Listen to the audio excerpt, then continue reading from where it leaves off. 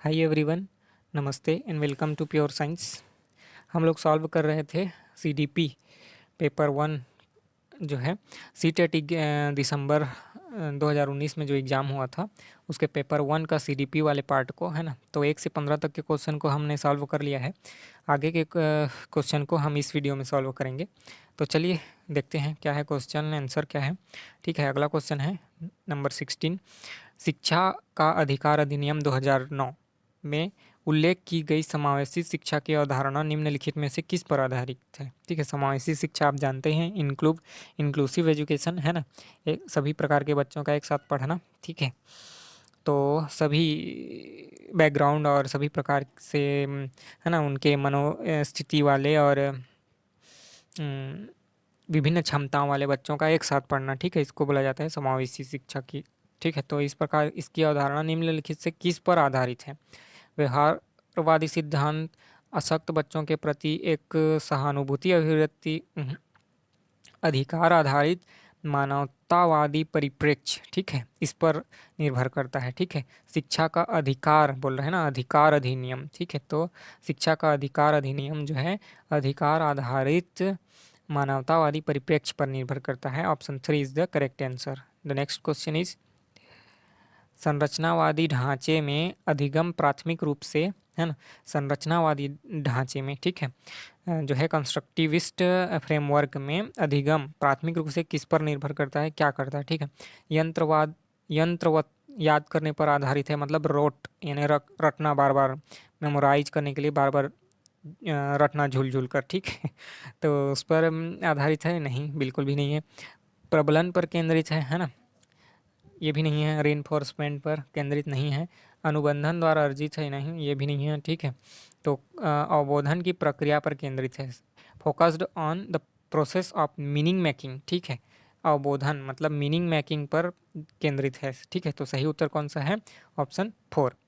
अगर आपको आंसर पता रहता है तो आप कमेंट करके बताते जाइएगा। ठीक है, मैं तो बताऊंगा ही, लेकिन अगर आपको पहले से पता रहता है तो आप तुरंत बताते जाइएगा कमेंट में। ठीक है, अनेक घटनाओं के बारे में बच्चों के द्वारा बनाए गए सहजानुभूत सिद्धांतों के संदर्भ में एक शिक्षिका को क्या करना चाहिए। ठीक है, सहजानुभूत सिद्धांतों के संबंध में, यानी कि नैव थ्योरीज, है ना, नैव थ्योरीज, NAIVE बोलते हैं इसको, नैव थ्योरीज, थ्योरीज के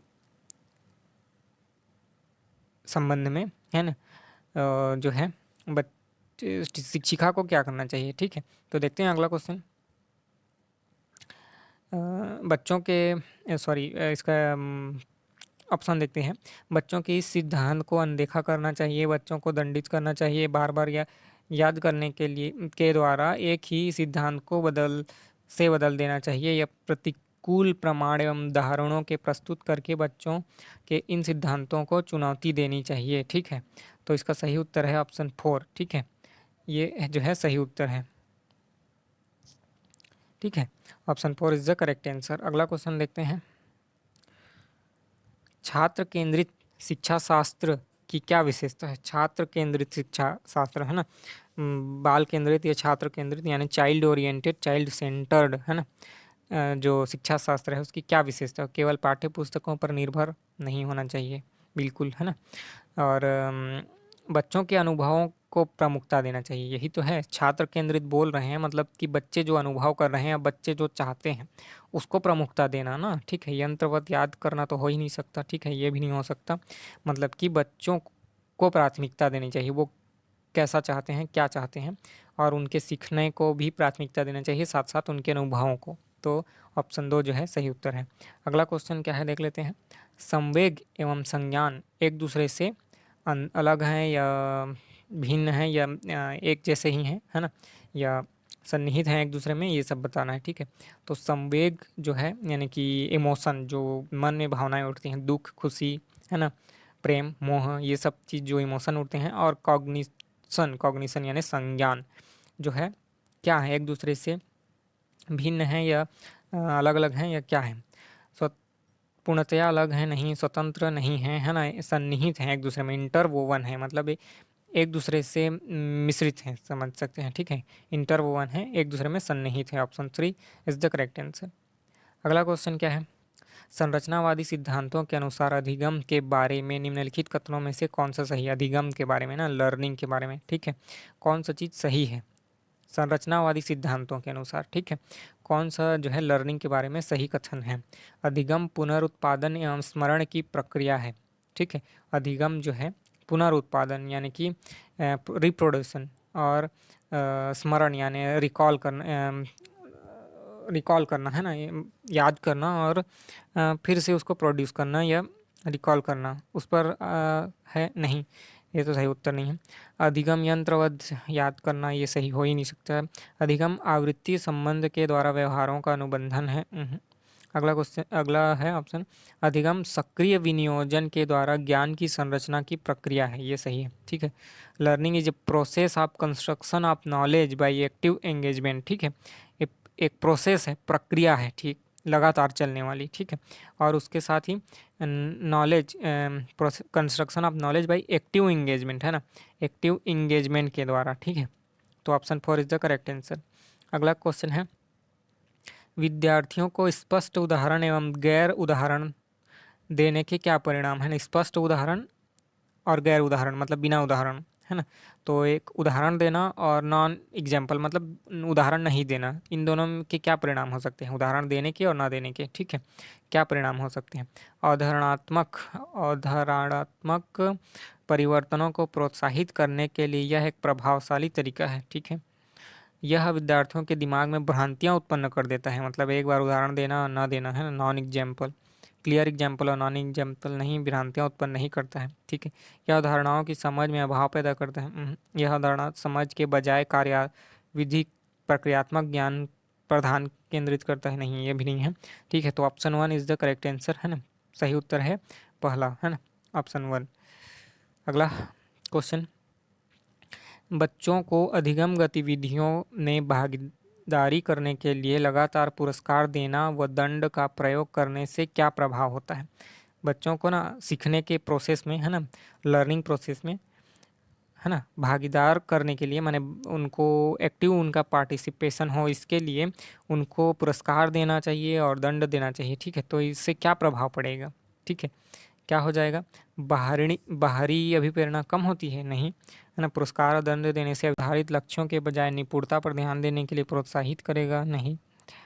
अधिगम में बच्चों की स्वाभाविक अभिरुचि व जिज्ञासा कम होती है, ठीक है, ये है, ठीक है।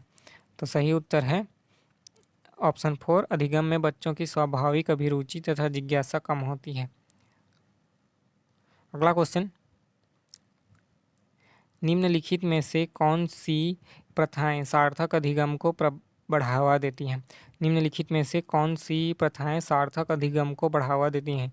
शारीरिक दंड, सहयोगात्मक अधिगम, पर्यावरण सतत एवं समग्र मूल्यांकन, निरंतर तुलनात्मक मूल्यांकन, ठीक है। तो कौन सा चीज़ है जो अधिगम को बढ़ावा देती है, सार्थक अधिगम को बढ़ावा देती है? तो देखते हैं, है ना, सहयोगात्मक अधिगम, पर्यावरण, ये तो सही है, ठीक है। शारीरिक दंड ये तो सही नहीं है, ये सही है, ठीक है। और सतत एवं समग्र मूल्यांकन भी सही है, ठीक है। ये दोनों हैं, ऑप्शन 2 और 3 सही हैं, ठीक है। तो इसका मतलब कौन सा सही है? ये वाला, option 2 is the correct answer, ठीक है। अगला क्वेश्चन देख लेते हैं। शिक्षक बच्चों की जटिल अवधारणाओं की समझ को किस प्रकार सहज कर सकते हैं, है ना, जटिल अवधारणाओं को समझने में किस प्रकार मदद कर सकते हैं, कहने का मतलब, ठीक है। शिक्षक जो है बच्चों को, है ना, जटिल अवधारणा है कुछ भी तो उसको समझने में किस प्रकार मदद कर सकते हैं? जैसे बच्चों को बताना, 5वीं 6वीं के बच्चों को बताना कि जो है सूर्य गोल है और उसके चारों ओर गोल पृथ्वी जो है घूमती रहती है, ठीक है, और साथ ही और भी प्लैनेट जो हैं और ग्रह उपग्रह हैं वो सभी घूमते रहते हैं। तो इस जो है अवधारणा को बताना है तो उसको किस तरीके से हेल्प किया जा सकता है हम बच्चों को जो है बताने के लिए?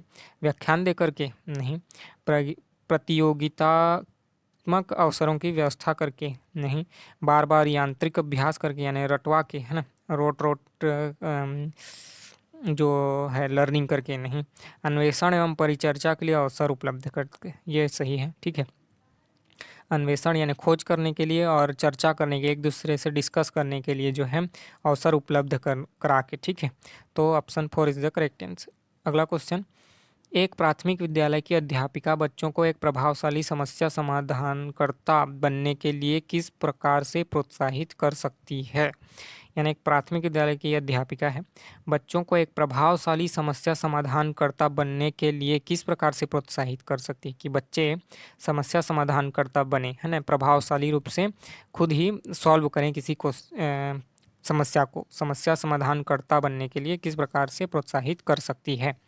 ठीक है, तो ऑप्शन दिए हुए हैं, प्रत्येक छोटे कार्य के लिए भौतिक पुरस्कार देकर, हमेशा सही नहीं होता। ठीक है, कि हर एक छोटे कार्य के लिए भौतिक पुरस्कार दिया जाए, फिजिकल कोई भी जो है पुरस्कार दिया जाए, पेन पेंसिल या कोई भी सील्ड वील्ड, है ना। तो दूसरा है, केवल प्रक्रियात्मक ज्ञान पर बल या महत्व देकर, ये भी सही नहीं है।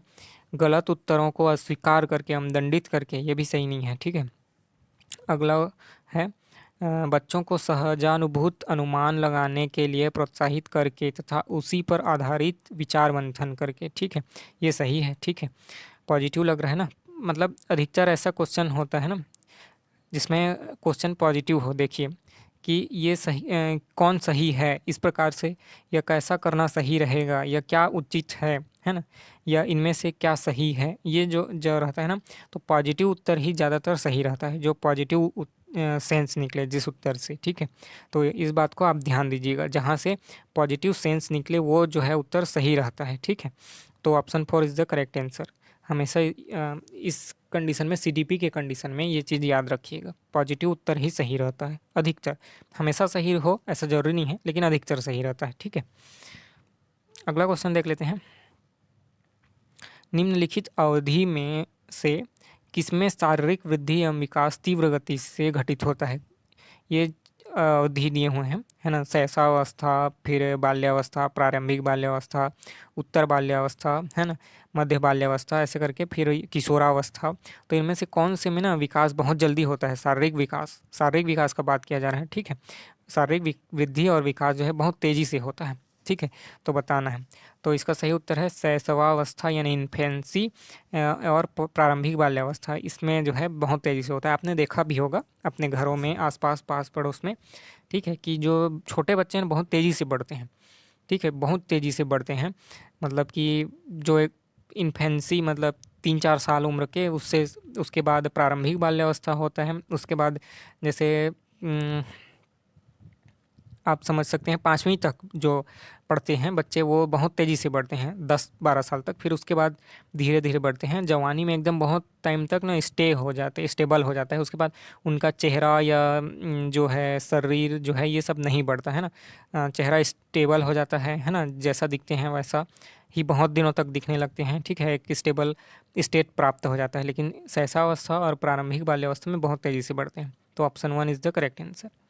अगला क्वेश्चन है, निम्नलिखित में से कौन सा विकास का सिद्धांत नहीं है? कौन जो है विकास का सिद्धांत नहीं है? विकास जीवन पर्यंत होता है ना, डेवलपमेंट होते ही रहता है। ठीक है, विकास परिवर्तन होता है। ठीक है, मॉडिफाई भी होता है विकास जो है। ठीक है, तो सही है। विकास आनुवांशिक एवं पर्यावरण दोनों के द्वारा प्रभावित होता है, ये भी सही है, आनुवांशिकता के कारण भी प्रभावित होता है और आसपास के पर्यावरण के कारण भी प्रभावित होता है। विकास सार्वभौमिक है तथा सांस्कृतिक संदर्भ इसे प्रभावित नहीं करते। देखा, मैंने बोला था ना कि ऐसा जो होता है ना उसमें नेगेटिव, नहीं वाले में नेगेटिव आंसर होता है ना, या नेगेटिव जो है सॉरी, जिसमें ना क्या होता है में पॉजिटिव आंसर होता है और नहीं होता है वाले में नेगेटिव जो है आंसर रहता है। Option 4 is the correct answer. ठीक है, विकास का सिद्धांत नहीं है बोल रहा है ना, कौन जो है विकास का सिद्धांत नहीं है, तो यहाँ पर इसमें प्रभावित नहीं करते, यानी नकारात्मक जो भाव निकल के आ रहा है ना, उसका जो है वही आंसर है। ठीक है, नहीं का उत्तर नहीं है ना, और क्या ऐसा होता है, यानी सिद्धांत है रहता ना, नहीं है की जगह है रहता, तो उसमें पॉजिटिव उत्तर जो है सही रहता है। तो option 4 is the correct answer. अगला क्वेश्चन है, वैयक्तिक भिन्नताओं का प्राथमिक कारण क्या है? अलग अलग है ना, वैयक्तिक विभिन्नता, इंडिविजुअल वेरिएशन है ना, एक व्यक्ति अलग है, दूसरा व्यक्ति अलग है, एक लड़की और एक लड़का या एक लड़की और दूसरी लड़की अलग अलग हैं, तो इसमें वैयक्तिक जो भिन्नता होता है उसका पहला कारण क्या है? सबसे पहला कारण लोगों के द्वारा माता पिता से प्राप्त आनुवंशिक संकेत या कोड। ठीक है, ये तो है बट ये पर्याप्त नहीं है। ठीक है, जन्मजात विशेषताएं नहीं, पर्यावरणीय प्रभाव, मतलब इन दोनों का संगम होगा। ठीक है, पर्यावरण भी और आनुवंशिकता भी, अभी हमने देखा था ना ऊपर में, तो इन दोनों का संगम, तो ये ऑप्शन 4 में दिया हुआ है। आनुवंशिकता एवं पर्यावरण के बीच जटिल पारस्परिक क्रिया, ये जो है विभिन्नताओं का प्राथमिक कारण बनता है। ठीक है, प्राथमिक कारण है, मतलब कि आनुवंशिकता भी और पर्यावरण भी दोनों का जो है मिश्रण या जटिल जो है संगम है ना, जो है इंटरेक्शन दोनों का। तो option 4 is the correct answer. अगला क्वेश्चन देखते हैं, लास्ट क्वेश्चन है, निम्नलिखित में से कौन सा द्वितीयक समाजीकरण एजेंसी का उदाहरण है? द्वितीयक समाजीकरण एजेंसी है ना का उदाहरण है। परिवार, द्वितीयक बोल रहे हैं ना, द्वितीयक है ना, याद रखिएगा, और वो भी समाजीकरण। तो द्वितीयक समाजीकरण एजेंसी कौन है? परिवार एवं पास पड़ोसी, ये तो प्राथमिक है। परिवार एवं मीडिया, परिवार भी प्राथमिक में ही आ जाएगा। ठीक है, तो ये भी नहीं हो सकता। ये विद्यालय एवं मीडिया, ठीक है, ये दूसरा है। ठीक है, यहाँ पर फिर पास पड़ोस आ गया, ये भी प्रारंभिक हो जाएगा, प्राथमिक हो जाएगा। मतलब दूसरा द्वितीयक पूछ रहे हैं ना, द्वितीयक जो है समाजीकरण, समाज जो प्रभावित करता है बच्चों को, तो पहले सबसे पहले परिवार और आसपास पड़ोस पर जो है प्रभावित करते हैं। तो ऑब्वियस सी बात है ये प्राथमिक हो जाएंगे, है ना, जो सबसे पहले प्रभावित करेगा वो प्राथमिक। फिर दूसरी बार यानी द्वितीयक कौन सा होगा? तो जब वो घर से निकल करके यानी कि विद्यालय जाता है, और मीडिया है ना, ये दोनों द्वितीयक हो जाएंगे। ठीक है, मीडिया कोई भी किसी भी प्रकार का प्रिंट हो या और अन्य प्रकार का रेडियो, टेलीविज़न, बुक, अखबार, पुस्तक, ये सब जो है माध्यम जो है ये द्वितीयक हैं। तो विद्यालय और मीडिया ये है दूसरे हैं। तो option 3 is the correct answer. ठीक है, तो इस वीडियो में इतना ही, सीडीपी जो है कंप्लीट होता है। आगे के वीडियोस में हम फिर चर्चा करेंगे हिंदी वाले पार्ट को, मैथ्स है ना वाले पार्ट को, ईवीएस जो है पर्यावरण है होता है, और ये सब को। ठीक है, तो कोई भी आपका डाउट हो, कोई क्वेश्चन हो, क्वेरी हो, तो आप पूछ सकते हैं। ठीक है, तब तक के लिए नमस्ते, धन्यवाद, थैंक यू।